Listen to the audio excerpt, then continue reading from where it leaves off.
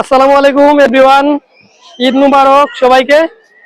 ঈদের পরই আমি চলে আসছি কিশোরগঞ্জ গুরুদয়াল কলেজের এখানে একটা মাঠ আছে, যেখানে এই যে গুলচত্বর, এখানে শাপলা আছে, পানিতে অনেক শাপলা, জলাশয়ের মধ্যে চতুর্দিক দিয়ে শাপলা আছে এবং পানি মোটামুটি ভালোই গভীরতা। এটা হচ্ছে সেই গুলচত্বর, এখানে সবাই আসে, ঘুরে অনেক আনন্দ করে। আমিও আজকে অনেক দূর দূরান্ত থেকে আসলাম, আমার কাছে অনেক ভালো লাগতেছে।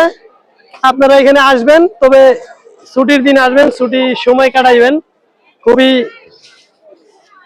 পরিবেশ মতো। এটা হচ্ছে নসুন্দা নদীর একবারে তীর ঘেঁষে এইখানে করছে এটা।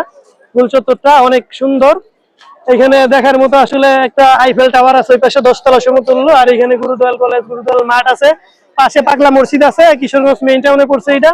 আর জলাশয়ে লাল শাপলা আছে, সবচেয়ে বড় কথা হচ্ছে লাল শাপলা আছে এখানে। লাল শাপলা অনেক উপকারী, যদি কারো লাগে নিতে পারেন। আর পানিতে আসলে দেখি সাপটাপ আছে কিনা, কুমির টুমির আছে কিনা আমি জানি না, নামার আগে মানুষের কাছে যাই না, শুনে নিবেন, নাইমা আমার দোষ দিবেন না।